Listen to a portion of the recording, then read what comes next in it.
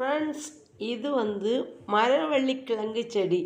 இது மரிச்சினி செடின்னு தக்காளி புறங்கள்ல எல்லாம் மரிச்சினி செடின்னு நாங்கள் சொல்லுவோம். அப்புறமா கேரளா சைடில் பார்த்திங்கன்னா கப்பை அப்படின்னு சொல்லுவாங்க. வாங்க இந்த செடியிலேருந்து ஒரு இதழை அடர்த்து நான் ஒரு மாலை தான் உருவாக்க போகிறேன். வாங்க வீடியோக்குள்ளே போகலாம், பார்க்கலாம் எப்படி பண்ணுறதுன்னு. கப்பைன்னு சொல்லுவாங்க, மரிச்சினின்னு சொல்லுவாங்க, மரவள்ளி கிழங்குன்னு சொல்லுவாங்க.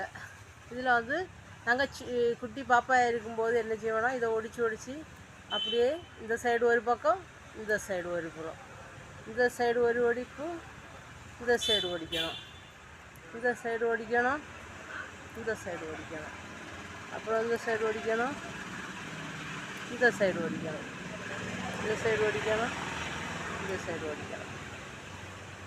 அப்படி ஒடிச்சிட்டு மாலையை அணியணும். இப்படி 2 சைடாக வந்துடுச்சா பார்த்தீங்களா? கண்ணி வந்துடுச்சு.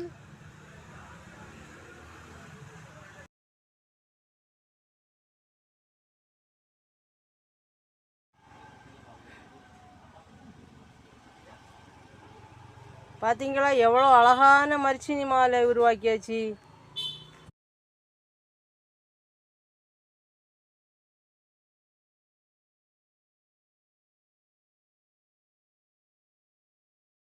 மரிச்சினியை தண்டை வச்சு இப்படி தாங்க நாங்கள் சின்ன குழந்தையில மாலை போல் உருவாக்கி கழுத்தில் அணிஞ்சிட்டு அப்படியே விளையாட போவோம்.